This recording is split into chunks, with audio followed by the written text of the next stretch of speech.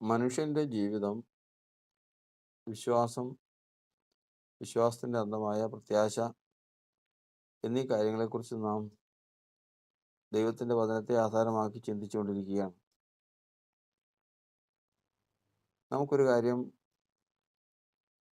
കഴിഞ്ഞ പാഠങ്ങളിൽ വചനത്തെ ആസ്പദമാക്കിയിട്ട് മനസ്സിലായി. മനുഷ്യൻ മരിക്കുമ്പോൾ ഈ ശരീരത്തിൽ നിന്ന് ആത്മാവ് പുറത്തു പോകാൻ കഴിയും. അതിന് ഈ മനുഷ്യനെ പോലെ തന്നെ ഒരു രൂപം, ആത്മീയ രൂപമുണ്ട്. അതിന് ഒരു ശരീരം ഉണ്ട്. അതിന് സംസാരിപ്പാൻ കഴിയാവുന്ന ആത്മാവുണ്ട്. അതിന് സാധിക്കാത്ത ആത്മാക്കളുണ്ട്. ഈ ആത്മാവിന് കേൾക്കാൻ കഴിയും. ഈ ആത്മാവ് സുഖദുഃഖങ്ങളെ അനുഭവിപ്പാൻ സാധിക്കും. എന്നീ കാര്യങ്ങളെല്ലാം കഴിഞ്ഞ വീഡിയോകളിൽ കൂടി ദൈവത്തിൻ്റെ വചനത്തെ ആസ്പദമാക്കി നമ്മൾ പഠിക്കാനിടയായി തീർന്നു. ഇന്ന് നമ്മൾ ചിന്തിക്കുന്നത് ഈ ആത്മാവിൻ്റെ ഉറവിടത്തെ സംബന്ധിച്ചാണ്. എന്താണ് ആത്മാവെന്നുള്ളത്? അതിന് സംസാരിക്കാൻ കഴിയും, അങ്ങനെ അതിന് രൂപമുണ്ട്, ശരീരമുണ്ടെന്നുള്ളത് പഠിക്കുമ്പോൾ ഇതിൻ്റെ ഉത്ഭവം എവിടെ നിന്നാണ്? എന്താണ് ഇതിൻ്റെ സത്ത? എന്താണ് ഇതിന് സംഭവിക്കുന്നത് മുതലായിട്ടുള്ള കാര്യങ്ങളെക്കുറിച്ച് നമുക്കിന്ന് ചെറിയ രീതിയിൽ ചിന്തിക്കാം. ദൈവത്തിൻ്റെ വചനത്തിൽ നമ്മൾ 1 പത്രോസിന്റെ ലേഖനം 2-ാം അധ്യായത്തിൻ്റെ 11 മുതലുള്ള വാക്യങ്ങൾ നമ്മൾ വായിച്ചത് പ്രകാരമാണ്: പ്രവാസികളും പരദേശികളുമായിരിക്കുന്ന നിങ്ങളുടെ ആത്മാവ്. അപ്പോൾ ഈ ആത്മാവെന്ന് പറയുന്നത് പ്രവാസിയാണ്, പരദേശിയാണ്. ആത്മാവെന്ന് പറയുമ്പോൾ ഓർത്തുകൊള്ളണം, ദേഹിയാണ്. യഥാർത്ഥ വേർഡ് ദേഹി എന്നാണ്, ഇംഗ്ലീഷിൽ സോൾ എന്നാണ്. അപ്പോൾ ഈ ദേഹി എന്ന് പറയുന്നത് മനുഷ്യൻ്റെ ഉള്ളിൽ പരദേശിയായിട്ട് വസിക്കുന്നതാണ്. മനുഷ്യൻ്റെ ശരീരം മണ്ണിൽ നിന്ന് എടുത്തിട്ടുള്ളതും, അതായത് ആദ്യ ഭാഗം അമ്മയിൽ നിന്നും ശേഷിക്കുന്ന വളർച്ചയ്ക്കുള്ളത് ഈ ഭൂമിയിൽ നിന്ന് ആഹാരത്തിൽ കൂടിയും പാനീയത്തിൽ കൂടിയും പ്രാപിക്കുന്നതാണ്. ഇത് നമ്മൾ ശരീരത്തെ സംബന്ധിച്ച് മനസ്സിലാക്കുന്നു. ഈ ആത്മാവ് പ്രവാസിയും പരദേശിയും എന്ന് പറയുമ്പോൾ ഈ ആത്മാവിൻ്റെ സ്വദേശം എവിടെയാണ്? പ്രവാസി എന്ന് പറയുമ്പോൾ ഇവിടുന്ന് പ്രവാസികളായിട്ട് വിദേശത്ത് പോയി ജോലി ചെയ്യുന്നവരുണ്ട്. അവർ പരദേശികളുമാണ്.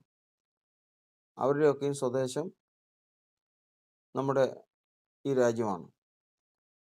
അവിടെ അവർ പ്രവാസികളും പരദേശികളുമായിരിക്കുന്നു എന്നർത്ഥം. ഇതുപോലെ മനുഷ്യൻ്റെ ഉള്ളിലുള്ള ആത്മാവ് പ്രവാസിയും പരദേശിയുമാണെങ്കിൽ അവരുടെ സ്വദേശം എവിടെയാണ്?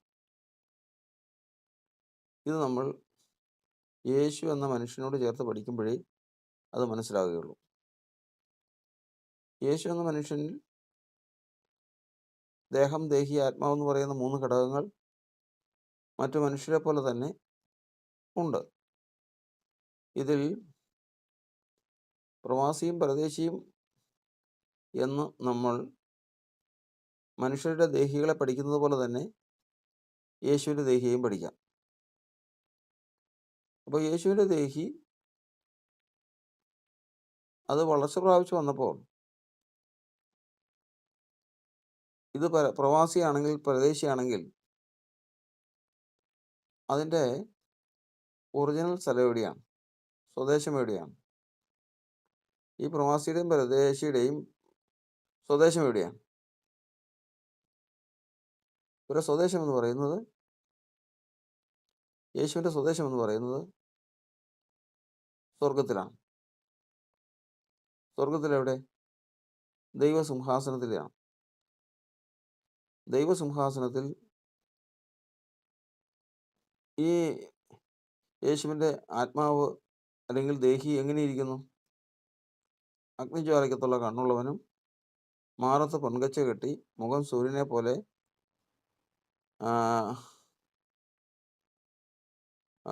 വായിൽ നിന്ന് ഇരുവായത്തുള്ള വാൾ പുറപ്പെടുന്നതുമായ ആ ഒരു രൂപത്തിൽ, ആ ഒരു ദൈവരൂപത്തിൽ അവിടെ ആയിരിക്കുന്നു. എവിടെ? ദൈവസിംഹാസനത്തിലായിരിക്കും. അപ്പോൾ യേശുവിൻ്റെ ആത്മാവിൻ്റെ സ്വദേശം എന്ന് പറയുന്നത് സ്വർഗമാണ്. സ്വർഗത്തിൽ ദൈവസിംഹാസനമാണ്. അപ്പോൾ ആ സ്വർഗത്തിൽ ദൈവസിംഹാസനവും അല്ലെങ്കിൽ സിംഹാസനത്തിൽ ഇരിക്കുന്ന രൂപവും യേശുവിൻ്റെ ദേഹിയും തമ്മിൽ എന്താണ് ബന്ധം? യേശുവിൻ്റെ ദേഹി എന്ന് പറയുന്നത് ആ അഗ്നിജ്വാലയ്ക്കത്തുള്ള കണ്ണുള്ളവനാണോ? അങ്ങനെ നമ്മൾ പഠിക്കുന്നില്ല. അവിടെ നമ്മൾ പഠിക്കുന്നത്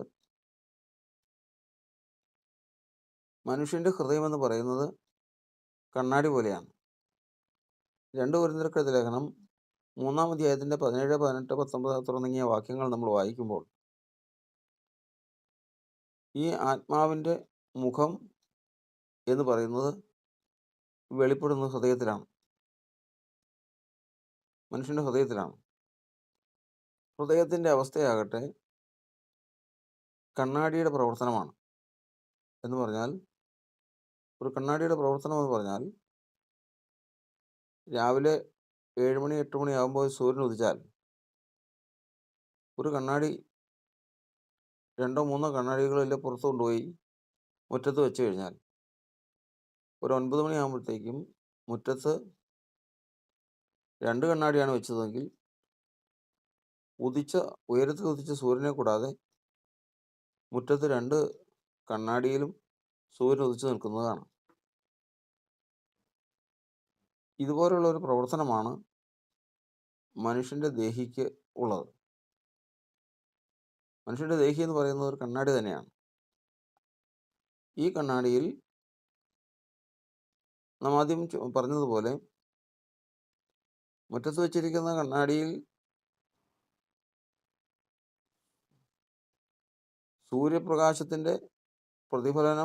സൂര്യൻ്റെ പ്രതിഫലനം വരുന്നത് പോലെ ദൈവസിംഹാസനത്തിലിരിക്കുന്ന നീതിസൂര്യനായ കർത്താവിൻ്റെ മുഖം മനുഷ്യൻ്റെ ഹൃദയത്തിൽ കണ്ണാടി പോലെ പ്രതിബിംബിക്കുന്നു. അതായത് മനുഷ്യൻ്റെ ഹൃദയത്തിലേക്ക് നോക്കിയാൽ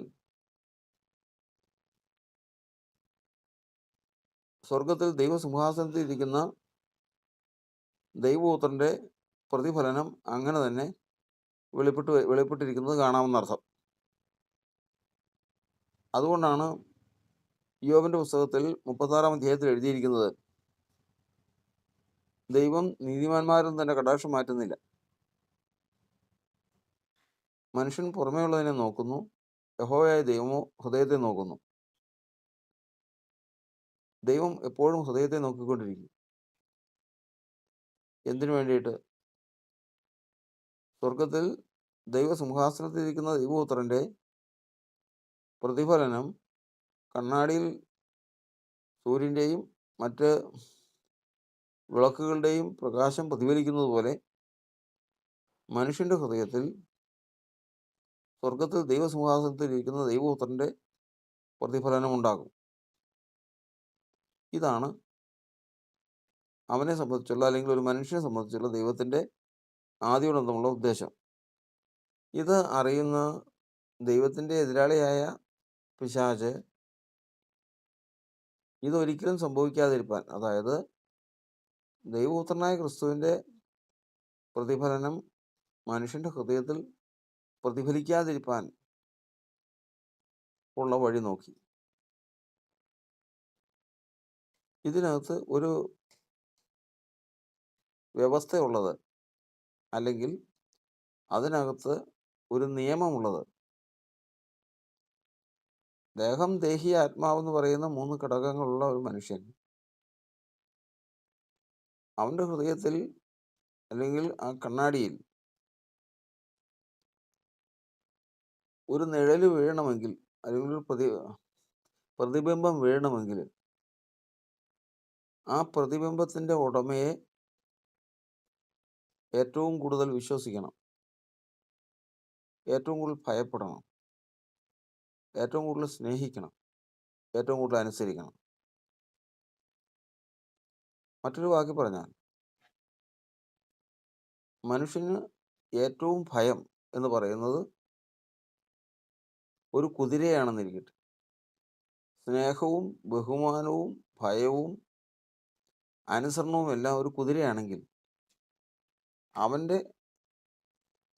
ഹൃദയമെന്ന കണ്ണാടിയിൽ പ്രതിഫലിക്കുന്നത് ഈ കുതിരയുടെ രൂപമായിരിക്കും. ഇതാണ് വ്യവസ്ഥ. എന്നാൽ ഈ വ്യവസ്ഥ അനുസരിച്ച് ദൈവം മനുഷ്യനെ സൃഷ്ടിച്ചതിന് ശേഷം ദൈവം വചനത്തെ കൊടുത്തു, കൽപ്പനകളെ കൊടുത്തു. ദൈവം മനുഷ്യനെ ഏദൻ തോട്ടത്തിൽ സൂക്ഷിപ്പാനാക്കി. അന്ന് വേറെ ചിന്തകളും വാക്കുകളും ഒന്നുമില്ല. മനുഷ്യൻ ഏറ്റവും കൂടുതൽ വിശ്വസിച്ചതും ഭയപ്പെട്ടതും അനുസരിച്ചതും സ്നേഹിച്ചതും ദൈവത്തെ തന്നെയായിരുന്നു. അതുകൊണ്ട്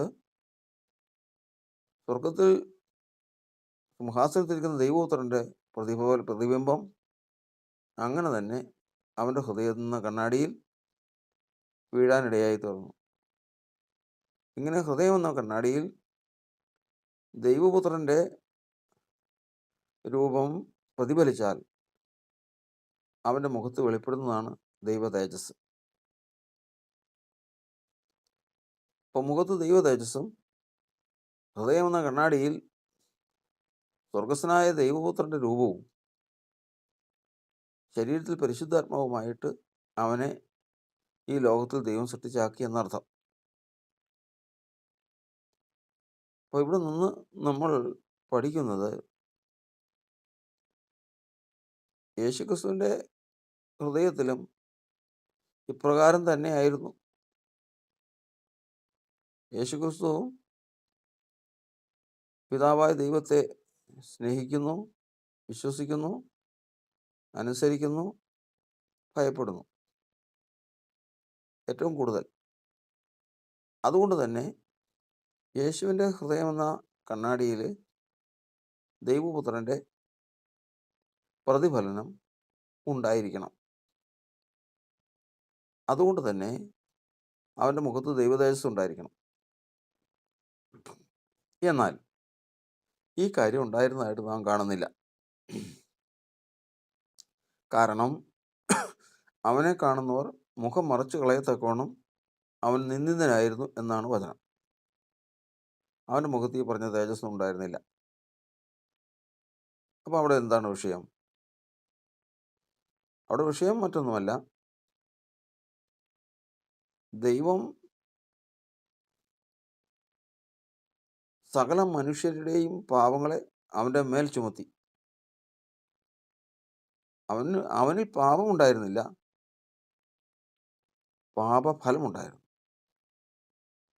അതായത് ഒരുവൻ പാപം ചെയ്താൽ ആ പാപത്തെ ഏറ്റെടുക്കുന്ന ഒരു ശരീരമായി അവൻ്റെ ശരീരം ദൈവം പണിതു എന്നാണ് നമ്മൾ വചനത്തിൽ നിന്ന് പഠിക്കുന്നത്.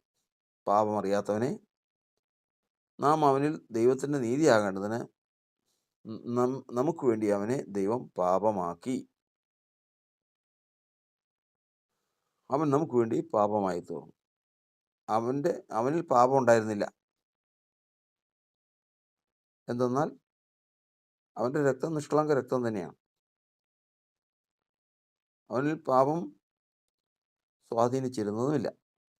പാപം ഒഴികെ സകലത്തിലും നമുക്ക് തുല്യനായി പരീക്ഷിക്കപ്പെട്ടവനത്രേ നമുക്കുള്ളത്. അപ്പോൾ ഇവിടെ നിന്ന് നമ്മൾ പഠിക്കുന്നത് പ്രകാരമാണ്. യേശുവിൻ്റെ ആത്മാവ് എന്ന് പറയുന്നത് എന്താണ് എന്നുള്ളതാണ് നമ്മൾ ഇവിടെ പഠിക്കുന്നത്. യേശുവിൻ്റെ ദേഹി എന്ന് പറയുന്നത് എല്ലാ മനുഷ്യരുടേതും പോലെ ഒരു കണ്ണാടിയാണ്. ഈ കണ്ണാടിയിൽ സ്വർഗസ്ഥനായ ദൈവപുത്രൻ്റെ പ്രതിഫലനമാണ് ഉണ്ടായിരിക്കേണ്ടത്. എന്നാൽ എല്ലാവരുടെയും പാപത്തെ അവൻ തൻ്റെ ശരീരത്തിൽ വഹിച്ചതുകൊണ്ട് അപ്രകാരം അവനിൽ, ആ കണ്ണാടിയിൽ ഈ തേജസ് പ്രകാശിച്ചില്ല. ഹൃദയമെന്ന കണ്ണാടിയിൽ ഈ പ്രതിബിംബം ഉണ്ടാകണമെങ്കിൽ നമ്മൾ ചിന്തിച്ചത്, അവൻ ഏറ്റവും ഭയപ്പെടുകയും വിശ്വസിക്കുകയും സ്നേഹിക്കുകയും അനുസരിക്കുകയും ചെയ്യുന്നത് എന്തിനെയാണോ അതിൻ്റെ രൂപം മാത്രമാണ് അവൻ്റെ ഹൃദയമെന്ന കണ്ണാടിയിൽ വെളിപ്പെടുകയുള്ളൂ. ഇങ്ങനെ ഉള്ള രൂപം ഇങ്ങനെ ഈ കണ്ണാടിയിൽ പ്രതിഫലിക്കുന്നത് എങ്ങനെയെന്നുള്ള ചോദ്യത്തിന് ഉത്തരം ഇതാണ്: സ്വർഗത്തിലിരിക്കുന്ന ദൈവപുത്രൻ പരിശുദ്ധാത്മാവിനാൽ ജ്ഞാനമായി ഭൂമിയിലേക്ക് വരുന്നു.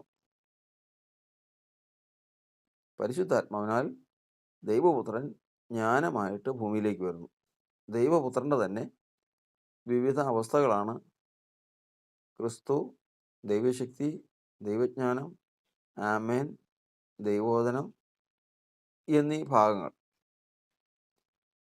പരിശുദ്ധാത്മാവ് ആണ് ഇത് വഹിക്കുന്നത്. ദൈവപുത്രൻ്റെ എല്ലാ അവസ്ഥകളെയും വഹിക്കുന്നത് ദൈവത്തിൻ്റെ പരിശുദ്ധാത്മാവാണ്. അതായത് നോഹയുടെ കാലത്ത് ന്യായവിധിയുടെ പ്രസംഗിച്ചത് ക്രിസ്തു ആത്മാവിൽ ഭൂമിയിൽ ചെന്ന് നോഹയിൽ കൂടി പ്രസംഗിച്ചെന്നാണ്. അപ്പോൾ ക്രിസ്തു എവിടെ പോകണമെങ്കിലും, ക്രിസ്തു ഏത് പ്രവൃത്തി ചെയ്യാനായിട്ട് പോകണമെങ്കിലും പരിശുദ്ധാത്മാവിലാണ് പോകുന്നത്. ഓർക്കണം, 1 പത്രോസ് ലേഖനം 3:18 മുതൽ വായിക്കുമ്പോൾ, ആത്മാവിൽ അവൻ ചെന്നു തടവിലുള്ള ആത്മാക്കളോട് പ്രസംഗിച്ചു. ആത്മാവിൽ ചെന്നു. ക്രിസ്തു ഈ പ്രപഞ്ചത്തിൽ എവിടെ പോയിരുന്നാലും പോകുന്നത് ആത്മാവിലാണ്, പരിശുദ്ധാത്മാവിലാണ്. ക്രിസ്തു അപ്രകാരം പോകുന്നതെങ്കിൽ ദൈവജ്ഞാനവും പോകുന്ന അങ്ങനെയാണ്. അങ്ങനെയെങ്കിൽ ദൈവശക്തി പോകുന്ന അങ്ങനെയാണ്. അങ്ങനെ ദൈവപുത്രൻ പോകുന്ന അങ്ങനെയാണ്. അങ്ങനെ ക്രിസ്തുവിൻ്റെ എല്ലാ അവസ്ഥകളും സ്വർഗത്തിൽ നിന്ന് എവിടെ പോകണമോ അത് ആത്മാവിലാണ് പോകുന്നത്. ഇതുപോലെ തന്നെ ഇവിടെ നമ്മൾ പഠിക്കുന്നത്, ഭൂമിയിൽ വെച്ചിരിക്കുന്ന ഒരു കണ്ണാടിയിൽ ആകാശത്തുദിക്കുന്ന സൂര്യൻ്റെ പ്രതിഫലനം വരുന്നത് എങ്ങനെ എന്നുള്ള ചോദ്യത്തിന് പഠിക്കുന്ന കുട്ടികൾക്ക്, വിശേഷാൽ സയൻസ് പഠിക്കുന്ന കുട്ടികൾക്കും മറ്റുള്ള ശാസ്ത്രപരമായിട്ടുള്ള കാര്യങ്ങൾ പഠിക്കുന്ന കുട്ടികൾക്ക് നിഷ്പ്രയാസം പറയാൻ കഴിയും. സൂര്യനിൽ നിന്ന് ഉദിക്കുന്ന പ്രകാശം ഇത്രയും കിലോമീറ്ററുകൾ സഞ്ചരിച്ച് ഭൂമിയിൽ വരികയും അതിൻ്റെ കിരണങ്ങൾ കണ്ണാടിയിൽ പതിക്കുകയും കണ്ണാടിയുടെ പിറകിൽ വെച്ചിട്ടുള്ള മെർക്കുറി അടിസ്ഥാനപ്പെട്ട ആ ഷീറ്റിൽ അത് വീഴുകയും വന്ന പ്രകാശത്തെ അത് അങ്ങനെ തന്നെ പ്രതിഫലിപ്പിക്കുകയും ചെയ്യുന്നു. അങ്ങനെ ആ കണ്ണാടിയിൽ സൂര്യൻ്റെ പ്രതിഫലനം ഉണ്ടാകുന്നുവെന്ന് പറയാൻ കഴിയും. അത് നമുക്ക് സംശയമില്ലാതെ മനസ്സിലാക്കാനും സാധിക്കും. എന്നാൽ മനുഷ്യൻ്റെ ഹൃദയമെന്ന കണ്ണാടിയിൽ ദൈവപുത്രനായ ക്രിസ്തുവിൻ്റെ രൂപം വരുന്നത് എങ്ങനെയെന്നുള്ള ചോദ്യത്തിന് അതിന് മറുപടി പ്രകാരമാണ്. ഓരോ വചനങ്ങളും നമ്മൾ ഗ്രഹിക്കണം. ദൈവപുത്രന് പലവിധ അവസ്ഥകളുണ്ട്. ദൈവശക്തിയെന്നും ദൈവജ്ഞാനമെന്നും ക്രിസ്തുവെന്നും ആമേനെന്നും വചനമെന്നും പലതരത്തിലുള്ള അവസ്ഥകളുണ്ട് ദൈവപുത്രന്. ദൈവപുത്രൻ തന്നെ ഓരോ ലക്ഷ്യങ്ങൾക്കും ദൈവിക ഉദ്ദേശത്തിന് പോകുമ്പോഴും ഓരോ അവസ്ഥയിലാണ് പോകുന്നത്. അതായത് സീനായി മലയിൽ പുത്രനായിട്ട് പോകുവാനിടയായി തീർന്നു. ഒഹോലിയാബിലും ബെസലേലിലും ദൈവജ്ഞാനമായിട്ട് പോകാനിടയായി തീർന്നു. ശിംശോനിൽ ദൈവശക്തിയായിട്ട് പോകാനിടയായി തീർന്നു. നോഹയിൽ കൂടി പ്രസംഗിച്ച വചനമായിട്ട് പോകാനിടയായി തീർന്നു. അപ്പോൾ ഇതെല്ലാം ആളൊന്നാണ്. ഈ വചനം എന്ന് പറയുന്നതും ജ്ഞാനം എന്ന് പറയുന്നതും ശക്തി എന്ന് പറയുന്നതും ക്രിസ്തു എന്ന് പറയുന്നതും ദൈവപുത്രൻ എന്ന് പറയുന്നു, ആമേൻ എന്ന് പറയുന്നു, ആളല്ല ഒന്നാണ്. വിവിധ അവസ്ഥകൾ പറയുന്നതേ ഉള്ളൂ. ഇത് ഏതവസ്ഥയാകുന്നുവെങ്കിലും സ്വർഗത്തിൽ നിന്ന് ഇതിൽ ഏതവസ്ഥ എങ്ങോട്ട് പോകണമെങ്കിലും പരിശുദ്ധാത്മാവിൽ മാത്രമേ പോകൂ. അങ്ങനെയാണ് നോഹയുടെ കാലത്ത് പോയത്. അങ്ങനെയാണ് ഒഹോലിയാബിൻ്റെ കാലത്ത് പോകാനിടയായി തീർന്നത്. അപ്പോൾ ഇവിടെ നമ്മൾ ചിന്തിക്കുന്നത് മനുഷ്യൻ്റെ ഹൃദയം എന്ന കണ്ണാടിയിൽ ഈ ദൈവപുത്രൻ എങ്ങനെ പ്രതിഫലിക്കുന്നു എന്നുള്ളത് ഇവിടെ പറയുകയാണ്. അവിടെ നിന്ന് പുറപ്പെട്ട പരിശുദ്ധാത്മാവ് ദൈവജ്ഞാനവുമായിട്ടാണ് പുറപ്പെട്ടത്. ദൈവജ്ഞാനം എന്ന് പറഞ്ഞാൽ ദൈവപുത്രൻ്റെ തന്നെ മറ്റൊരവസ്ഥയാണ്. ദൈവസിംഹാസനത്തിൽ നിന്ന് പുറപ്പെട്ടു. അതിൻ്റെ തെളിവിലേക്കായി 1 പത്രോസിൻ്റെ ലേഖനം 1:12 എഴുതിയിരിക്കുന്നത്, സ്വർഗത്തിൽ നയിച്ച പരിശുദ്ധാത്മാവിനാൽ നിങ്ങളോട് സുവിശേഷം അറിയിച്ചവർ അതിപ്പോൾ നിങ്ങളെ ഗ്രഹിപ്പിച്ചിരിക്കുന്നു. ആ വാക്യം ഏറ്റവും പ്രധാനമാണ്. സ്വർഗത്തിൽ നയിച്ച പരിശുദ്ധാത്മാവിനാൽ. അപ്പോൾ സ്വർഗത്തിൽ നിന്ന് പരിശുദ്ധാത്മാവ് പുറപ്പെട്ടു, സുവിശേഷ വചനവുമായി പുറപ്പെട്ടു. പുറപ്പെട്ട് ഭൂമിയിലേക്ക് വന്നു. ഈ പരിശുദ്ധാത്മാവ് അപ്പോസ്തലന്മാരിൽ വസിച്ചു. അപ്പോസ്തലന്മാരിൽ കൂടി വചനം പുറത്തേക്ക് വന്നു. ഇതിനെ സംബന്ധിച്ചാണ് വചനത്തിൽ നമ്മൾ പഠിക്കുന്നത്, ക്രിസ്തു എന്നിൽ സംസാരിക്കുന്നു എന്നതിന് നിങ്ങൾ തുമ്പ് അന്വേഷിക്കുന്നുവെന്ന് കൊരിന്ത്യർക്ക് ലേഖനം എഴുതുമ്പോൾ അപ്പോസ്തലനായ പൗലോസ് പറഞ്ഞിരിക്കുന്നു. അപ്പോൾ പരിശുദ്ധാത്മാവ് അപ്പോസ്തലനായ പൗലോസിൽ വന്നു. പൗലോസിൽ കൂടി പ്രസംഗിച്ച വചനം, സുവിശേഷ വചനം, അത് ക്രിസ്തു തന്നെയായിരുന്നു. നാം ആദ്യം പറഞ്ഞതുപോലെ ക്രിസ്തുവിൻ്റെ വിവിധ അവസ്ഥകളിൽ ഒരവസ്ഥയാണ് സുവിശേഷ വചനം. ജ്ഞാനം, ശക്തി മുതലായിട്ടുള്ള കാര്യങ്ങളെല്ലാം അതെ. അപ്പോൾ അവിടെ അപ്പോസ്തലനായ പൗലോസ് സുവിശേഷ വചനം ആത്മാവിനാൽ പ്രസംഗിച്ചപ്പോൾ യഥാർത്ഥത്തിൽ ക്രിസ്തുവിനെയാണ് പ്രസംഗിച്ചത്. ഞങ്ങളോ ക്രൂശിക്കപ്പെട്ട ക്രിസ്തുവിനെ പ്രസംഗിക്കുന്നു എന്നാണ് വചനം. അങ്ങനെ ക്രൂശിക്കപ്പെട്ട ക്രിസ്തുവിനെ പ്രസംഗിച്ചു. ഈ പ്രസംഗം കേട്ടപ്പോൾ വചനത്തിൽ നമ്മൾ പഠിക്കുന്നത്, സ്വർഗത്തിൽ നിന്ന് അയച്ച പരിശുദ്ധാത്മാവിനാൽ നിങ്ങളോട് സുവിശേഷം അറിയിച്ചവർ അത് ഇപ്പോൾ നിങ്ങളെ ഗ്രഹിപ്പിച്ചിരിക്കുന്നു. ഇത് കേട്ടവൻ്റെ ചെവികളിൽ ഈ വചനമെത്തി, സുവിശേഷ വചനമെത്തി. അവനത് കേട്ട് വിശ്വസിച്ചു, ഹൃദയത്തിൽ ഗ്രഹിച്ചു. അപ്പോൾ ഇപ്പോൾ ക്രിസ്തുവിനെ കുറിച്ചുള്ള പരിജ്ഞാനവുമായി പരിശുദ്ധാത്മാവ് വന്നു. അപ്പോസ്തലന്മാരെ കൂടി പ്രസംഗിച്ചു. പ്രസംഗിച്ച വചനം കേട്ടവരുടെ ചെവികളിൽ വീണു. അത് അവരുടെ ഹൃദയത്തിൽ വിശ്വാസമായി പരിണമിച്ചു. അവരത് ഹൃദയത്തിൽ ഗ്രഹിച്ചു. ഇത്രയും കാര്യങ്ങൾ നടന്നു. വീണ്ടും ഇവിടെ സംഭവിക്കുന്നത് 1 തെസ്സലോനിക്കർ ലേഖനത്തിൽ എഴുതിയിരിക്കുന്നത്, ഞങ്ങൾ നിങ്ങളോട് പ്രസംഗിച്ച ദൈവത്തിൻ്റെ വചനം മനുഷ്യൻ്റെ വചനമായിട്ടല്ല, സാക്ഷാലാകുന്നത് പോലെ ദൈവത്തിൻ്റെ വചനമായിട്ട് തന്നെ നിങ്ങൾ കൈക്കൊണ്ടു. അപ്പോൾ വചനം ഇത്രയും കണ്ണിയായി. സ്വർഗത്തിൽ നിന്ന് പരിശുദ്ധാത്മാവ് സുവിശേഷ വചനവുമായി ഭൂമിയിൽ വന്നു. അപ്പോസ്തലന്മാരിൽ കൂടി പ്രസംഗിച്ചു. പ്രസംഗിച്ച വചനം കേട്ടു. കേട്ടവരുടെ ഉള്ളിൽ എത്തി. അവരത് വിശ്വസിച്ചു, അവരുടെ ഉള്ളിൽ സംഗ്രഹിച്ചു. വിശ്വസിച്ച നിങ്ങളിൽ അത് വ്യാപരിച്ചുകൊണ്ടിരിക്കുന്നു. വചനം ഇവരിൽ വ്യാപരിച്ചുകൊണ്ടിരിക്കുന്നു. ഈ വ്യാപരിച്ച വചനം അവർ അനുസരിച്ചപ്പോൾ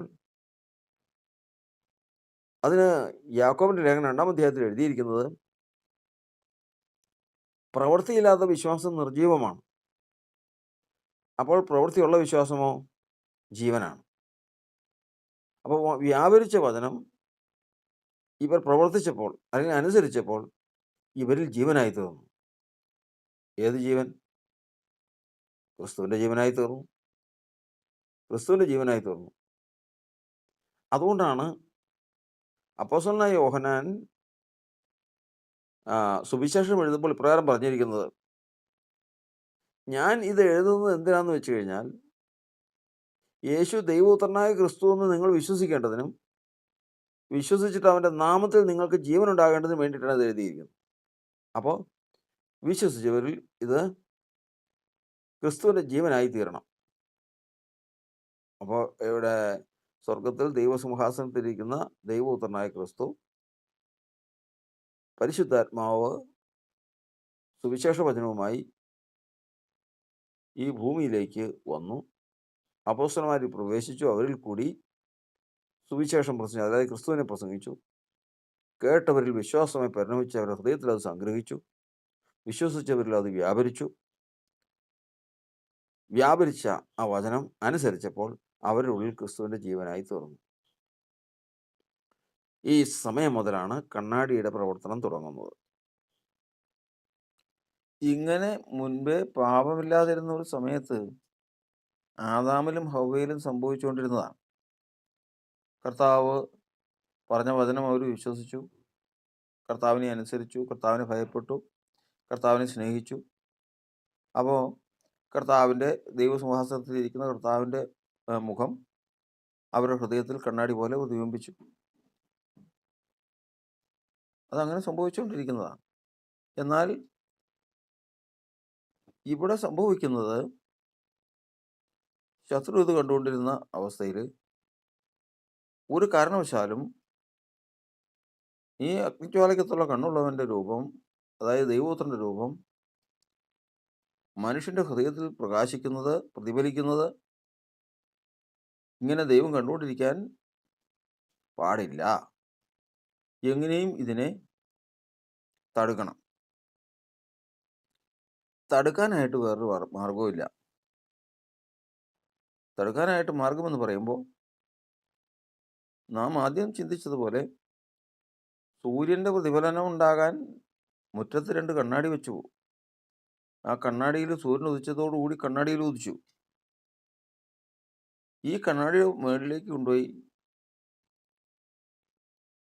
ഒരു തുണി കൊണ്ടുപോയിട്ട്, ഒരു കണ്ണാടിയുടെ പുറത്ത് കൊണ്ടുപോയി ഒരു തുണി കൊണ്ടുപോയിട്ട്,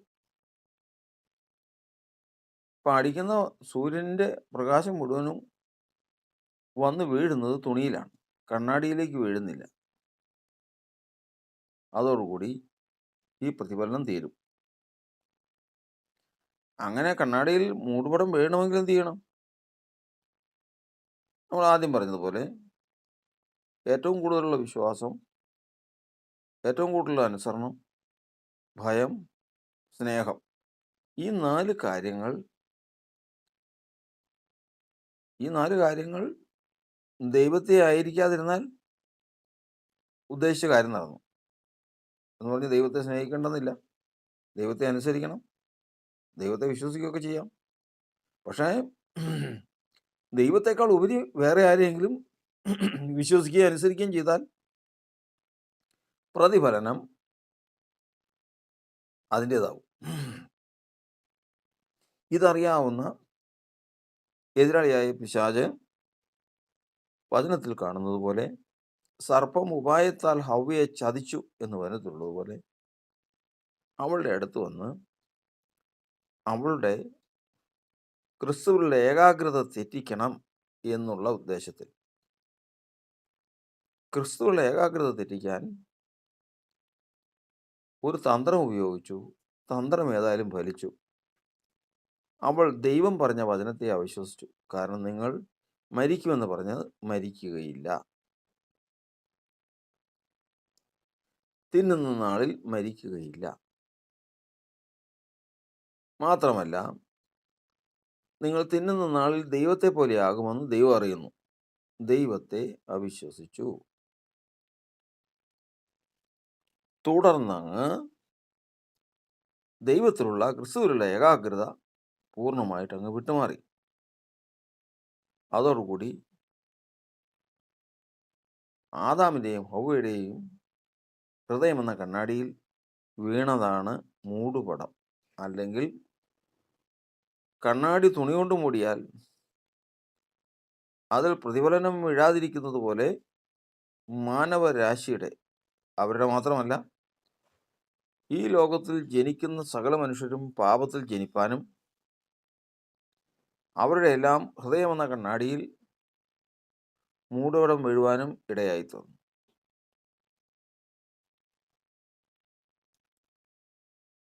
ഈ മൂടുപടം വെറുതെ നീങ്ങിപ്പോവുകയില്ല. വെറുതെ നീങ്ങിപ്പോവുകയില്ല. ദൈവത്തിൻ്റെ സ്നേഹിതനാണ് അബ്രഹാം. മൂടുപടം നീങ്ങിയില്ല. ഈ ലോകത്തിൽ പഴയ നിയമത്തിൽ ഏറ്റവും സൗമ്യനും വിശ്വസ്തനുമാണ് മോശ. പക്ഷെ മൂടുപടം നീങ്ങിയില്ല. ഏറ്റവും പ്രിയ പുരുഷനാണ് ദാനിയേൽ. മൂടുപടത്തിന് മാറ്റം വരില്ല. ദൈവത്തിൻ്റെ ഹൃദയപ്രകാരമുള്ള മനുഷ്യനാണ് ദാവീദ്. അവിടെയും മൂടുപടത്തിന് മാറ്റമൊന്നുമില്ല. ഒടുവിൽ ഈ മൂടുപടം നീക്കുവാൻ കർത്താവായ യേശു ഭൂമിയിലേക്ക് വരികയാണ്. അതായത് ദൈവപുത്രൻ ഭൂമിയിലേക്ക് വരികയാണ്. കർത്താവ് പറഞ്ഞു, ഞാനോ ഉയർത്തപ്പെട്ടാൽ സകലരെയും എങ്കിലേക്ക് ആകർഷിക്കും. എല്ലാവരെയും ആകർഷിക്കും. കർത്താവ് പാപപരിഹാര യാഗം കഴിച്ചു. ആദാമ്യ പാപത്തിന് പരിഹാരം വരുത്തി. അതായത് ക്യാൻസറിനും മറ്റ് മാരകമായ രോഗങ്ങൾ പടർന്നു പിടിച്ചിരിക്കുമ്പോൾ അനേകർ അതിനാൽ നശിച്ചുകൊണ്ടിരിക്കുന്ന സമയത്ത് അതിന് മറുമരുന്ന് കണ്ടുപിടിക്കുന്നത് പോലെ മാനവരാശിയുടെ ഹൃദയത്തിൽ നിന്ന കണ്ണാടിയിൽ കിടക്കുന്ന മൂടുപടം നീക്കാൻ കുറ്റമില്ലാത്ത രക്തം യേശു എന്ന മനുഷ്യൻ, നിഷ്കളങ്കനായ മനുഷ്യൻ, ദൈവപുത്രൻ ചൊരിഞ്ഞു. ഇനി വേണ്ടത് മനുഷ്യൻ അവങ്കിലേക്ക് തിരിയണം. ഇവിടെയാണ് 2 കൊരിന്ത്യർ ലേഖനം 3-ാം അധ്യായത്തിൽ നമ്മൾ വായിക്കുന്നത് പ്രകാരം കർത്താവിലേക്ക് തിരിയുമ്പോൾ മൂടുപടം നീങ്ങും. അതിന് മുകളിൽ എഴുതിയിട്ടുണ്ട്, പഴയ നിയമം വായിക്കുമ്പോൾ 40 രാവും 40 പകലും ദൈവത്തിൻ്റെ സന്നിധാനത്തിങ്കൽ ഇരുന്നു കൊണ്ട് ന്യായപ്രമാണം പ്രാപിച്ച മോശ ഈ ന്യായപ്രമാണവുമായി പർവ്വതത്തിൽ നിന്ന് ഇറങ്ങി വരുമ്പോൾ ഇസ്രായേൽ മക്കൾ അവൻ്റെ മുഖത്ത് നോക്കാൻ ഭയപ്പെട്ടു. കാരണം മുഖം പ്രകാശിച്ചിരുന്നു. അത്ര ശ്രേഷ്ഠനാണ് മോശ. പക്ഷേ പഴയ നിയമം വായിക്കുമ്പോഴൊക്കെയും മൂടുപടം അവരുടെ ഹൃദയത്തിൽ കിടക്കുന്നു. അത് മോശയുടെ ഹൃദയത്തിലും ഉണ്ടായിരുന്നു. മൂടുപടത്തിന് മാറ്റമില്ല. മൂടുപടം നീക്കാൻ കഴിവുള്ളവൻ ഒരുവൻ മാത്രം. അവനാണ് കർത്താവായ യേശു, നസ്രാനായ യേശു. അവങ്കിലേക്ക് തിരിയുമ്പോൾ മൂടുപടം നീങ്ങിപ്പോകും. അങ്ങനെ മൂടുപടം നീങ്ങിയ മുഖത്ത് കർത്താവിൻ്റെ തേജസ്സിനെ കണ്ണാടി പോലെ പ്രതിബിംബിക്കുന്നവരായി നാം എല്ലാവരും ആത്മാവാകുന്ന കർത്താവിൻ്റെ ദാനമായി തേജസ്സിന്മേൽ തേജസ് പ്രാപിച്ച് അതേ പ്രതിമയായി രൂപാന്തരപ്പെട്ടു വരുന്നു. നാം ആദ്യം പറഞ്ഞതുപോലെ സ്വർഗത്തിൽ നയിച്ച പരിശുദ്ധാത്മാവിനാൽ സുവിശേഷം അറിയിച്ച സുവിശേഷം കേട്ട് വിശ്വാസമായി പരിണമിച്ചതനുസരിക്കുമ്പോൾ ക്രിസ്തുവിൻ്റെ ജീവനായി ഉള്ളിൽ വരുമ്പോൾ ഈ മൂടുപടം കുറച്ച് നീങ്ങും. അതായത് കണ്ണാടിയിൽ മുഴുവനും അഴുക്ക് നിറഞ്ഞിരിക്കുന്ന ഒരു സമയത്ത് ഒന്നും പ്രതിഫലിക്കാതിരിക്കുക. അത് വെയിലത്ത് കൊണ്ടുപോയി വെച്ച് ഒരു സൂര്യന് അഭിമുഖമായി ആ കണ്ണാടി കൊണ്ടുവച്ചു. അതിനകത്ത് മുഴുവനും ടാറ് പോലെ കറുത്ത പെയിൻറ്റ് വീണ് മൂടിയിരിക്കുക. അവിടെ ചെന്ന ഒരാൾ ഒരു ബ്ലേഡ് എടുത്തിട്ട് ഒന്ന് ചിരണ്ടി. ഒന്ന് ചിരണ്ടി എന്ന് പറഞ്ഞാൽ ഒരു ചെറിയൊരു പാട് വന്നു. ഈ ചെറിയൊരു പാട് വന്ന ആ സമയത്ത് ചുരണ്ടിയവൻ്റെ കണ്ണ് തിളങ്ങി. കാരണം സൂര്യൻ്റെ പ്രകാശം അതിനകത്ത് അടിക്കുന്നുണ്ടേ. കണ്ണാടിയിൽ വീഴാതെ മൂടുപടത്തിന്മേൽ വീഴുന്നത് കൊണ്ടാണ് പ്രതിഫലനം ഇല്ലാതിരിക്കുന്നത്. ഇത് നീങ്ങിയതോടുകൂടി പെട്ടെന്ന് ഇത് പ്രകാശിക്കാൻ തുടങ്ങി. ഇതാണ് പുതിയ നിയമസഭയുടെ പ്രത്യേകത. കർത്താവ് പറഞ്ഞു, സ്ത്രീകളിൽ നിന്ന് ജനിച്ചവരിൽ യോഹന്നാൻ സ്നാപകനേക്കാൾ വലിയവൻ എഴുന്നേറ്റിട്ടില്ല. സ്ത്രീ പ്രസവിച്ചവരിൽ എന്ന് പറഞ്ഞു കഴിഞ്ഞാൽ ആദാമ്യ സന്തതിയിൽ ഏറ്റവും വലിയവൻ ആരെന്ന് ചോദിച്ചു കഴിഞ്ഞാൽ അതിൻ്റെ ഉത്തരം സ്നാപക യോഹന്നാൻ എന്നാണ് വചനം പറയുന്നത്. അബ്രഹാം പിതാവല്ല, ദാനിയേലല്ല, ഇയ്യോബല്ല. അതിനുത്തരം ഇതാണ്, സ്നാപക യോഹന്നാൻ എന്നാണ്. പക്ഷേ ദൈവസഭയിൽപ്പെട്ട ഒരാൾ, അതായത് ഈ മൂടുപടം നീങ്ങിയെന്നർത്ഥം, മൂടുപടം നീങ്ങിയ ഒരു മനുഷ്യൻ ഈ യോഹന്നാൻ സ്നാപകനേക്കാൾ വലിയവനാണ്. നമ്മുടെ ഇന്ന് സഭയിലുള്ള ഒരു ചെറിയ ഒരാളാണെന്നിരിക്കട്ടെ, അവൻ യോഹന്നാൻ സ്നാപകനേക്കാൾ വലിയവനാണ്. കാരണം യോഹന്നാൻ സ്നാപകൻ്റെ ഹൃദയത്തിൽ നിന്ന് മൂടുപടം നീങ്ങിയിട്ടില്ല. മൂടുപടം നീങ്ങണമെങ്കിൽ ക്രിസ്തുയേശുവിലേക്ക് നീങ്ങണം. കർത്താവിലേക്ക് തിരിയുമ്പോൾ മൂടുപടം നീങ്ങും. ഇവിടെ നിന്ന് വചനം പറയുന്നത് അതേ പ്രതിമയായി രൂപാന്തരപ്പെടും. അതായത് ഇതിങ്ങനെ മനുഷ്യർക്ക് കേൾക്കാനും വിശ്വസിക്കാനും അനുസരിപ്പാനും കൊടുത്തിരിക്കുന്ന വചനങ്ങളുണ്ട്. ഇത് ഓരോ വചനങ്ങൾ കേൾക്കുമ്പോഴും വിശ്വസിക്കുമ്പോഴും അനുസരിക്കുമ്പോഴും ജീവൻ വന്ന് മൂടുപടത്തെ അല്പം മാറ്റിക്കൊണ്ടിരിക്കും. ഒടുവിൽ തങ്ങൾക്ക് വെച്ചിരിക്കുന്ന മൂടുപടം മുഴുവനും നീക്കി കഴിയുമ്പോൾ അതേ പ്രതിമ, ഏത് പ്രതിമ? ക്രിസ്തുയേശു എന്ന പ്രതിമ, അഗ്നിജ്വാലയ്ക്കത്തുള്ള കണ്ണുള്ളവൻ, മാറത്ത് പൊൻകച്ച കെട്ടിയവൻ, ഇന്നലെയും ഇന്നും എന്നേക്കും അനന്യനായിരിക്കുന്ന കർത്താവ് എങ്ങനെ ഇരിക്കുന്നുവോ അതേ പ്രതിമയായി തന്നെ രക്ഷിക്കപ്പെട്ടവൻ്റെ ഹൃദയത്തിലും ഈ കണ്ണാടിയിലും വെളിപ്പെടും. അതുകൊണ്ടാണ് ദൈവത്തിൻ്റെ വചനം നമ്മെ പഠിപ്പിക്കുന്നത്. യോഹന്നാൻ്റെ ലേഖനം 3-ാം അധ്യായത്തിൽ നമ്മൾ വായിക്കുകയാണ്, കാൺമീൻ ദൈവമക്കളെന്ന് വിളിക്കപ്പെടുവാൻ പിതാവ് നമുക്ക് എത്ര വലിയ സ്നേഹം നൽകിയിരിക്കുന്നു.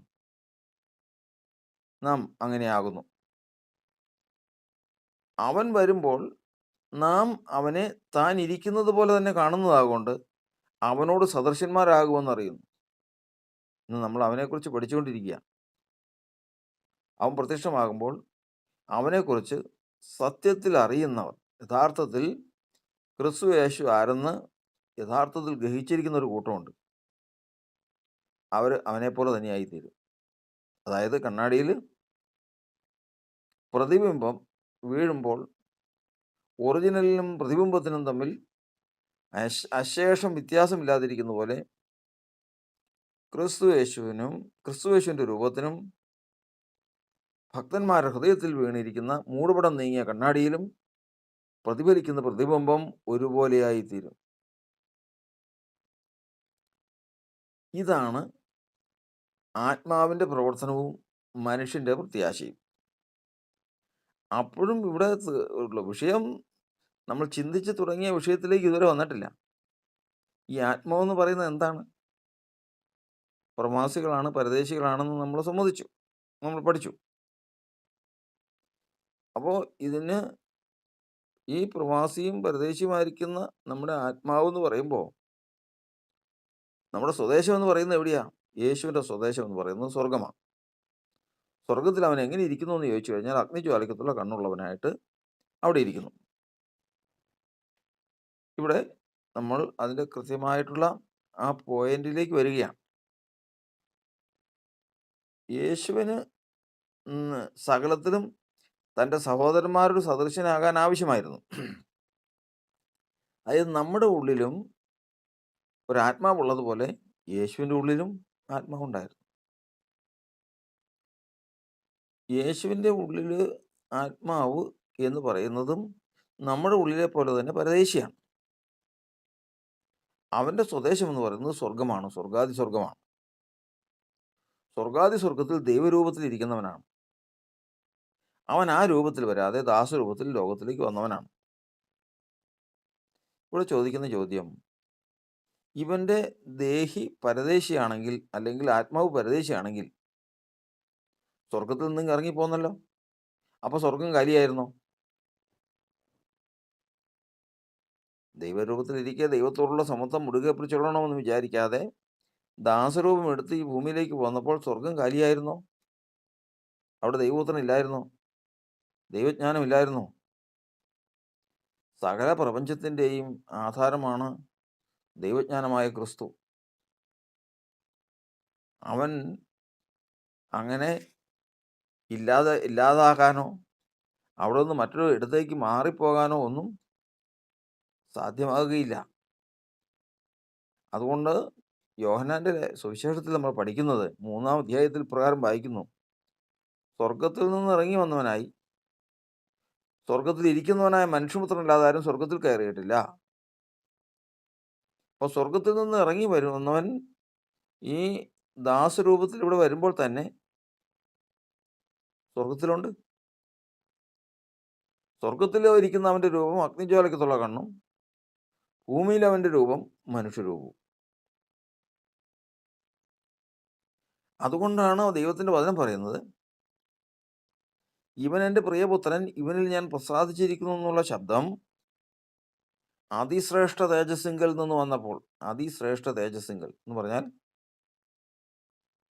തേജസ്സിൻ്റെ കർത്താവാണ് ക്രിസ്തു. അപ്പോസ്തലന്മാർ പറഞ്ഞു, ഞങ്ങൾ അവൻ്റെ തേജസ് ദൈവത്തിൽ നിന്നുള്ള ഏകജാതനായവൻ്റെ തേജസ്സായി കണ്ടു. അപ്പോൾ ഇവിടെ വന്ന യേശുവിൽ ദൈവപുത്രനായ ഏകജാതനായ ദൈവപുത്രൻ ഈ അഗ്നിജ്വാലയ്ക്കത്തുള്ള കണ്ണുള്ളവൻ്റെ തേജസ്സായിട്ട് ഇവിടെ കണ്ടെന്നു.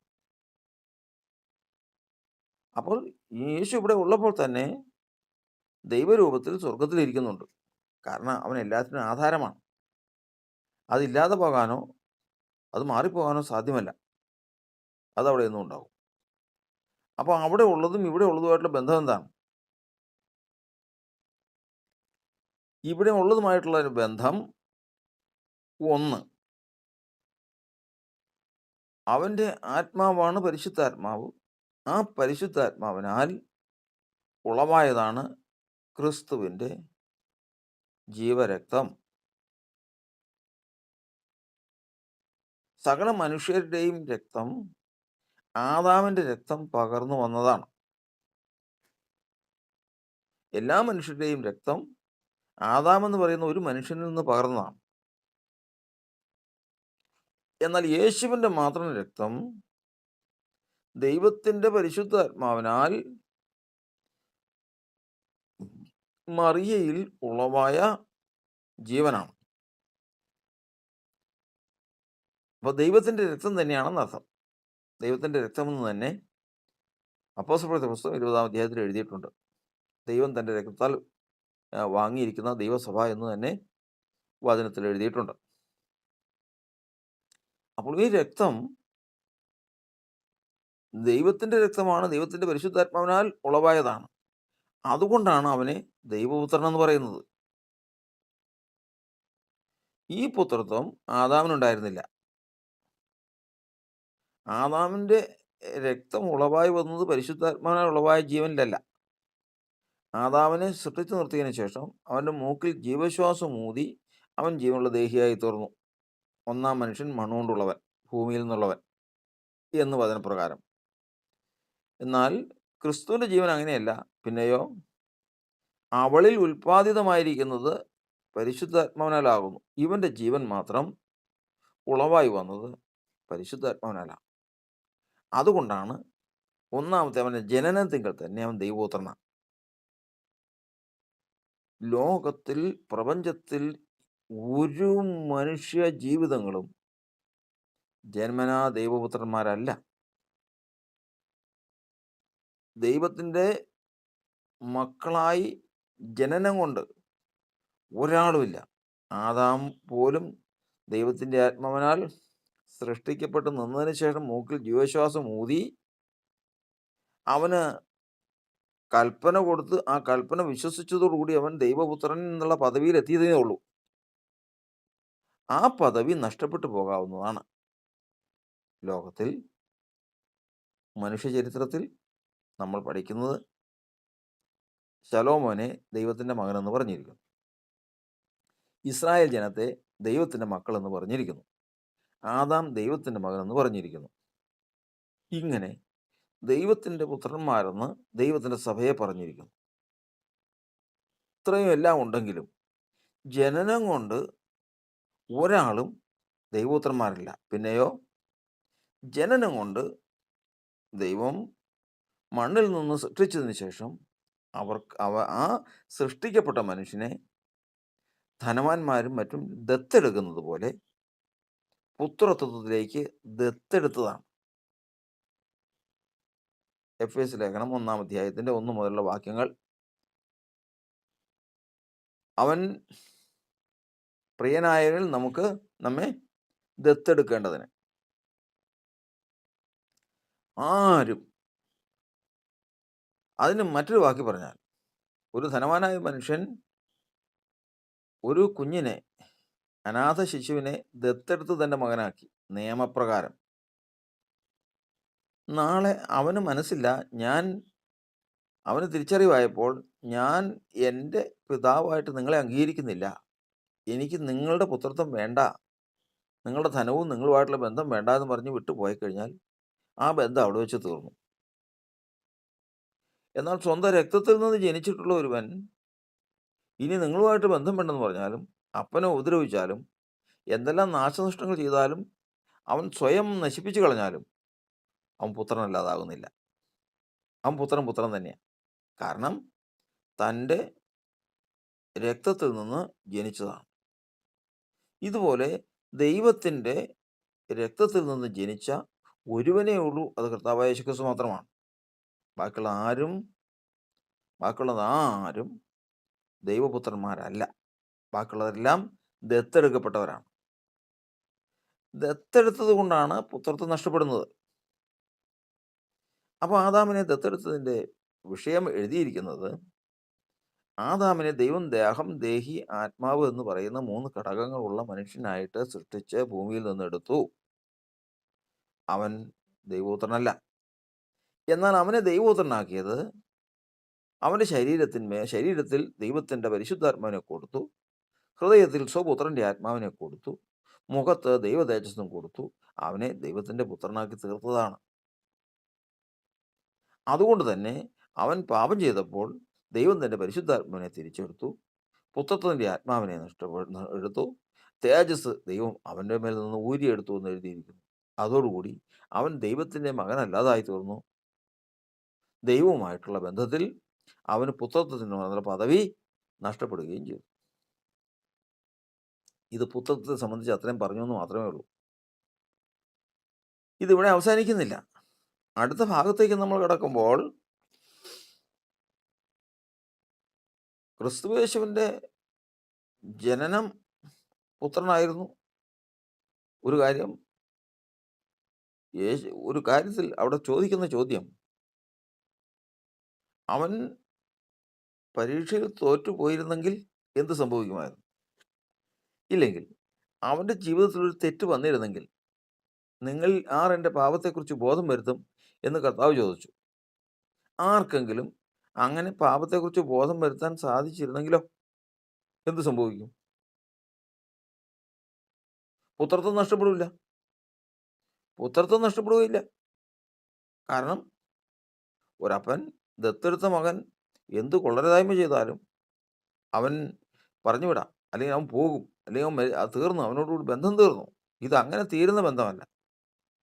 ജനനം കൊണ്ട് തന്നെ ദൈവത്തിൻ്റെ രക്തത്തിൽ നിന്ന് ഉളവായവനാണ്.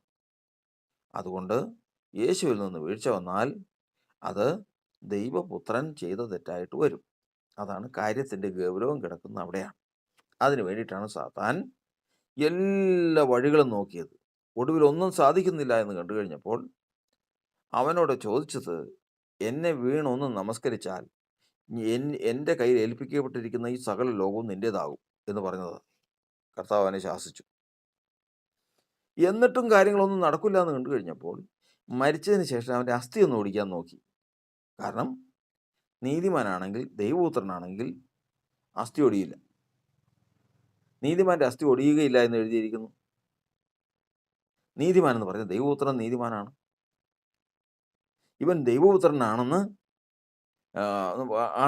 ആണെന്നുള്ള വാദം അതോടുകൂടി തീർന്നു. അതോടുകൂടി സാത്താൻ ജയിക്കുമായിരുന്നു. എന്നാൽ അതിനു മുമ്പേ അസ്ഥി ഓടിക്കാൻ ചെന്നപ്പോൾ 2 കള്ളന്മാരുടെയും അസ്ഥി അവരോടിച്ചു. യേശുവിൻ്റെ അസ്ഥി ഓടിക്കാൻ ചെന്നപ്പോൾ അതിൻ്റെ ആവശ്യമില്ല, അവൻ അപ്പോഴേ മരിച്ചായിരുന്നു. അപ്പോൾ അവിടെ നിന്ന് നമ്മൾ മനസ്സിലാക്കുന്നത് യേശു ജനനം കൊണ്ട് തന്നെ ദൈവപുത്രനാണ്. രണ്ടാമത്തത്, മനുഷ്യവംശത്തിന് നഷ്ടപ്പെട്ടു പോയ പുത്രത്വം തിരികെ പ്രാപിക്കണം. മനുഷ്യവർഗത്തിന് ദത്തെടുക്കപ്പെട്ട നിലയിൽ ആദാമിന് ദൈവം കൊടുത്ത പുത്രത്വം എങ്ങനെയായിരുന്നു?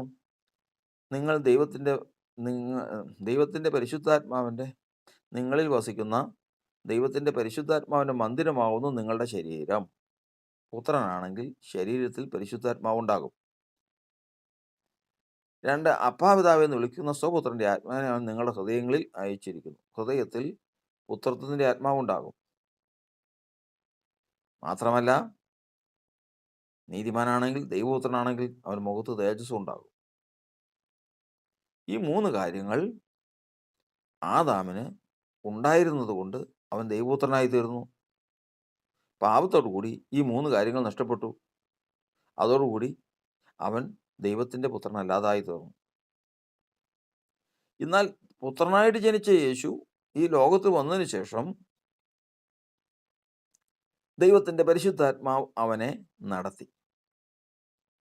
മുഴുവനും വാദങ്ങളാണ്.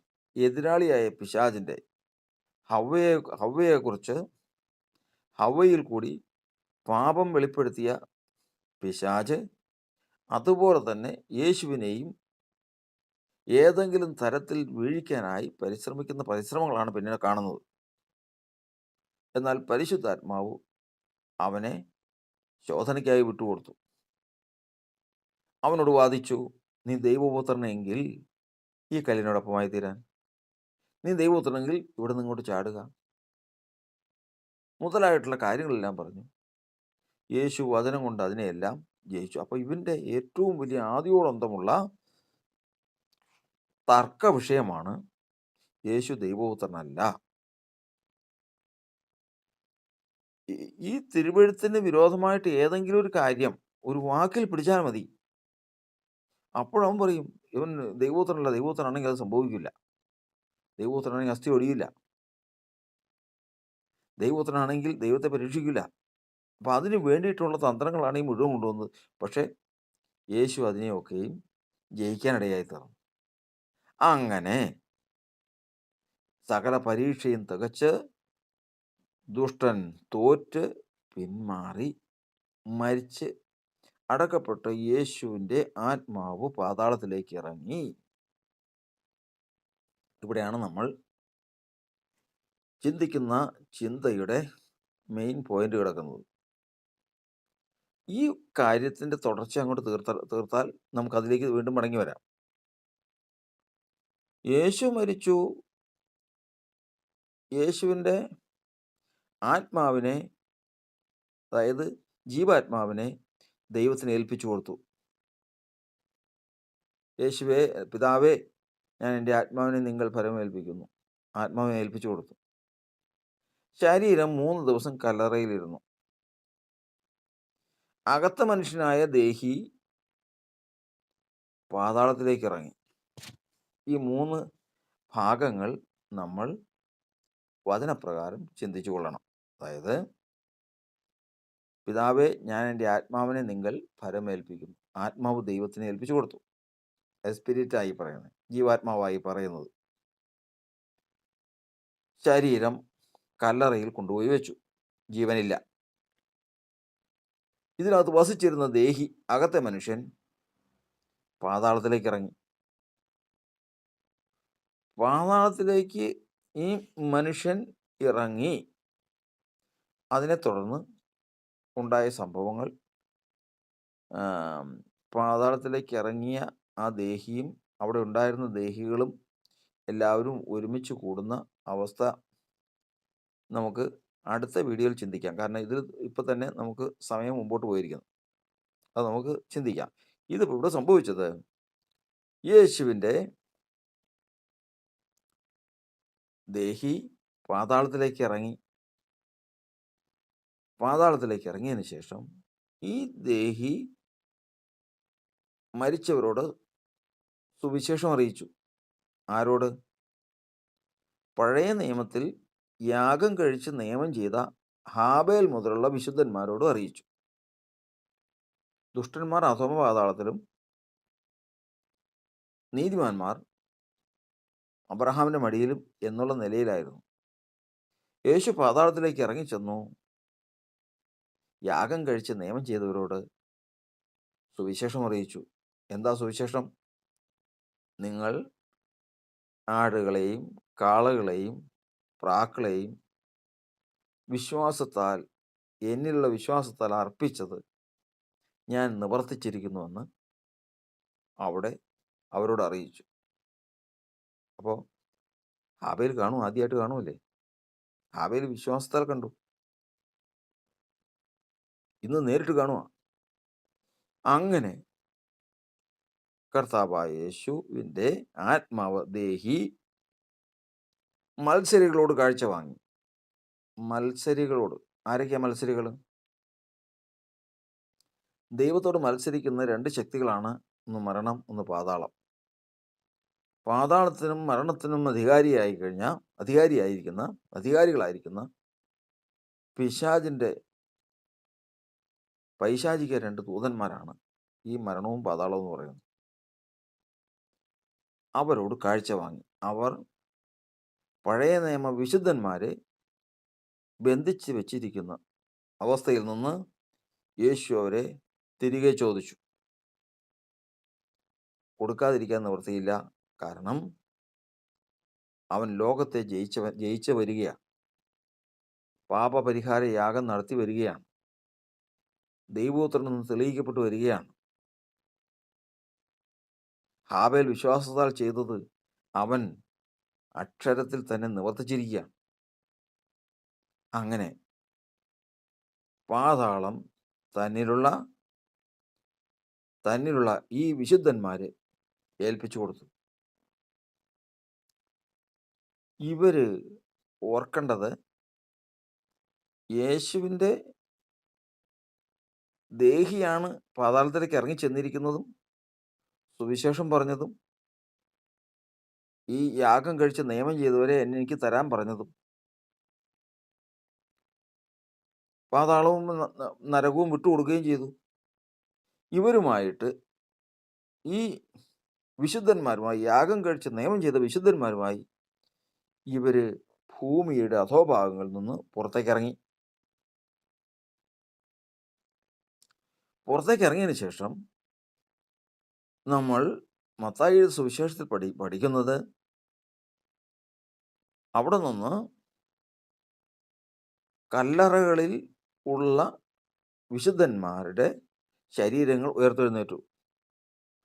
പാതാളത്തിൽ നിന്ന് അബ്രഹാമിൻ്റെ ശരീരം ഉണ്ടാവും, ഇസഹാക്കിൻ്റെ, യാക്കോബിൻ്റെ, നോഹയുടെ, ഇങ്ങനെയുള്ള അനേക വിശുദ്ധന്മാരുണ്ട്. അവരെല്ലാവരും ദേഹി ഭൂമിക്കുള്ളിൽ നിന്ന് പുറത്തേക്ക് വന്ന് അവരെ അടക്കിയിരിക്കുന്ന ഓരോ കല്ലറകളിൽ നിന്ന് അവർ ശരീരത്തോടുകൂടി ഉയർത്തെഴുന്നേറ്റു. ഈ ദേഹികൾക്ക് ശരീരം കിട്ടിയെന്ന്. അങ്ങനെ അവർ ശരീരം തിരിച്ചു കിട്ടിയവർ അവരവരുടെ തലമുറകളുടെ വീട്ടിൽ ചെന്ന് അവർക്ക് പ്രത്യക്ഷമായി. ഓരോ വീടുകളിൽ ചെന്ന് അവർക്ക് പ്രത്യക്ഷമായി. ഇവരുമായിട്ട് യേശു ഉയരത്തിലേക്ക് പോകാൻ പോവാ. അപ്പോൾ ഇവിടെ കിട്ടിയത് ആർക്കൊക്കെയാണ്? പാതാളത്തിലേക്ക് ചെന്ന് സുവിശേഷം പറഞ്ഞ യേശുവിൻ്റെ ദേഹി ഇവരുമായി ഉയരത്തിലേക്ക് വന്ന് മൂന്നാം നാൾ താൻ ഉയർത്തെഴുന്നേറ്റു. ഒന്നാമത് തനിക്ക് ശരീരം കിട്ടി. യേശുവിൻ്റെ ദേഹിക്ക് ശരീരം കിട്ടി. തുടർന്ന് പഴയ നിയമ വിശുദ്ധന്മാർക്ക്, യാഗം കഴിച്ച് നിയമം ചെയ്ത വിശുദ്ധന്മാർക്ക് അവരെ അടക്കിയിരിക്കുന്ന കല്ലറകളിൽ നിന്നും വിശുദ്ധ സ്ഥലങ്ങളിൽ നിന്നും അവർക്കും കിട്ടി ശരീരം. ഇവരെല്ലാവരുമായി ഉയരത്തിലേക്ക് കയറി പോകുന്നതിന് മുമ്പ് പ്രത്യക്ഷമായതാണ് കല്ലറയ്ക്കൽ വന്ന മഗ്ദലന മറിയയ്ക്ക് പ്രത്യക്ഷമാകുന്നത്. അതുകൊണ്ടാണ് മറിയയോട് പറയുന്നത്, മറിയ സന്തോഷം കൊണ്ട് ഓടി വന്നപ്പോൾ, മറിയെ എന്നെ തുടരുത്, ഞാൻ ഇതുവരെ പിതാവിൻ്റെ അടുക്കൽ കയറിപ്പോയിട്ടില്ല എന്ന് പറഞ്ഞതാ. അങ്ങനെ മറിയയോട് സുവിശേഷം അറിയിച്ച് സഹോദരന്മാരോട്, അതായത് ശിഷ്യന്മാരോട് ചെന്ന് പറയാൻ കൽപ്പിച്ചതിന് ശേഷം യേശു പാതാളത്തിൽ നിന്ന് വിടുവിക്കപ്പെട്ട വിശുദ്ധന്മാരുമായി ഉയരത്തിലേക്ക് പോയി. എന്നാൽ അവരെ എവിടെ പാർപ്പിച്ചു എന്ന് നമുക്ക് വ്യക്തമായിട്ട് എഴുതിയിട്ടില്ല. അവരെ ആത്മീയ മണ്ഡലങ്ങൾ, ആകാശമണ്ഡലങ്ങൾ, സ്വർഗീയ മണ്ഡലങ്ങളിൽ എവിടെയെങ്കിലും അവർക്ക് താൽക്കാലിക പ്രാപ്തി, താൽക്കാലികമായ വാസം യേശു കൊടുത്തു. അതിനുശേഷം യേശു സ്വന്തം രക്തത്താൽ സ്വർഗത്തിലേക്ക് പ്രവേശിച്ചു. സ്വർഗത്തിൽ പ്രവേശിച്ചു.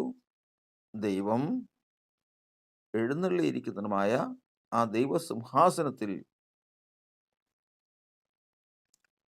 മാനവരാശിയോട്, പാപത്താൽ മലിനപ്പെട്ട, മരണത്തിന് കീഴ്പ്പെട്ട മാനവരാശിയോടുള്ള കോപം ഉയർന്നുകൊണ്ടിരിക്കുന്ന കൃപാസനത്തിൽ യേശു തൻ്റെ സ്വന്തം രക്തം തളിച്ചു. ഈ രക്തം അവിടെ വീണതോടുകൂടി ദൈവത്തിൻ്റെ കോപം തണുത്തു. പിന്നെ ദൈവം കോപിച്ചില്ല. ദൈവത്തിൻ്റെ കോപം തീർന്നു.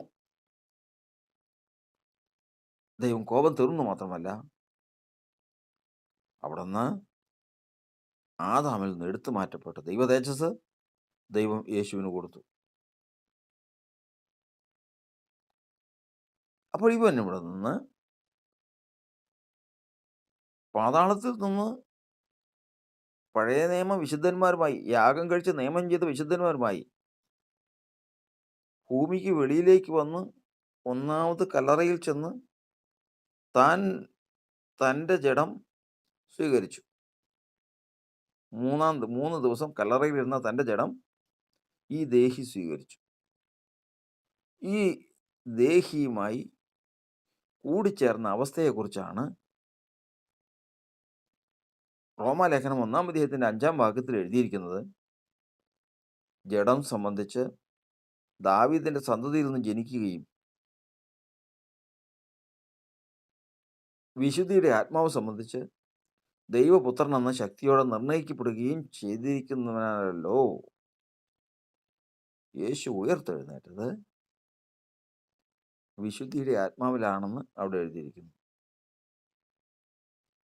റോമാലേഖനം 6:4 പറഞ്ഞിരിക്കുന്നു, പിതാവിന്റെ മഹത്വത്താലാണ് എഴുന്നേറ്റിരിക്കുന്നത് എന്ന് എഴുതിയിരിക്കുന്നു. കൊലോസ്യലേഖനം 2-ാം അധ്യായത്തിൽ എഴുതിയിരിക്കുന്നത് ദൈവത്തിന്റെ വ്യാപാര ശക്തിയാലാണ് ഉയർത്തെഴുന്നേറ്റിരിക്കുന്നത്. അതായത് ആദാം പാപം ചെയ്തപ്പോൾ അവനിൽ ഉണ്ടായിരുന്ന പുത്രത്വത്തിന്റെ ആത്മാവ് നഷ്ടപ്പെട്ടത് ക്രിസ്തുയേശു മരിച്ചടക്കപ്പെട്ട് ഉയർത്തെഴുന്നേൽക്കുമ്പോൾ അവന് തിരികെ കിട്ടി. 1 ദിവസത്തേക്കോ 2 ദിവസത്തേക്കല്ല, എന്നേക്കും. ആ കിട്ടിയ സമയത്താണ് തർക്കം തീർന്നത്. എങ്ങനെ തർക്കം? നീ ദൈവപുത്രനെങ്കിൽ അത് ചെയ്യ്, ഇത് ചെയ്യ്. അവൻ ദൈവപുത്രനല്ല എന്നുള്ള വാദം അതോടുകൂടി തീർന്നു. കാരണം ഈ ദൈവത്തിൻ്റെ സ്വപുത്രൻ്റെ ആത്മാവിനാലാണ് അവൻ ഉയർത്തെഴുന്നേറ്റത്. ഇനി ഒരിക്കലും മരണമില്ല. ഇനി ഒരിക്കലും മരണത്തിന് അവൻ്റെ മേൽ അധികാരമില്ല. അങ്ങനെ ഉയർത്തെഴുന്നേറ്റ് സ്വർഗത്തിലേക്ക് പോയവനാണ് ദൈവം തേജസ് കൊടുത്തത്. അങ്ങനെ മാനവരാശിക്ക് നഷ്ടപ്പെട്ട ദൈവിക പുത്രത്വം യേശു ക്രിസ്തു തിരികെ പ്രാപിച്ച വിധമാണ് നമ്മളിവിടെ ഗ്രഹിപ്പാനിടയായി തീർന്നത്. ഇപ്പോഴും ഒരു വാക്ക്, ഒരു വശം നമ്മൾ ചിന്തിച്ചിട്ടില്ല, തീർന്നിട്ടില്ല. ചിന്തിച്ച് പകുതിയെ നിർത്തിയേ ഉള്ളൂ. യേശുവിൻ്റെ ആത്മാവ് പരദേശിയായിരുന്നല്ലോ, പ്രവാസിയായിരുന്നല്ലോ. അവൻ്റെ സ്വദേശം സ്വർഗമാണ്. സ്വർഗത്തിൽ അഗ്നിജ്വാലയ്ക്കത്തുള്ള കണ്ണുള്ളവനായിട്ടാണ് അവൻ ഇരിക്കുന്നത്. ആ അഗ്നിജ്വാലയ്ക്കത്തുള്ള കണ്ണുള്ളവനായിട്ടിരുന്ന ദൈവപുത്രനും ഭൂമിയിൽ ദാസരൂപത്തിൽ വന്ന മനുഷ്യനായ യേശുവിൻ്റെ ദേഹിയും തമ്മിലുള്ള ബന്ധമെന്ത്? അത് തമ്മിലുള്ള വ്യത്യാസമെന്ത്? ഈ കാര്യം അതും കൂടി നാം ഗ്രഹിച്ചാലേ ഈ പഠനത്തിൻ്റെ പൂർത്തീകരണം സാധ്യമാകുകയുള്ളൂ. അതുകൊണ്ട് കർത്താവിൻ്റെ വചനപ്രകാരം യേശു മനുഷ്യവംശത്തിനു വേണ്ടി എന്ത് ചെയ്തു എന്നറിയുവാൻ നമ്മൾ ഈ ചരിത്രം ഇങ്ങനെ തന്നെ വചനവ്യവസ്ഥ പ്രകാരം വചനത്തോടു കൂട്ടി ചിന്തിച്ച് നമ്മുടെ വിശ്വാസത്തെ ഉറപ്പിക്കേണ്ടതാകുന്നു.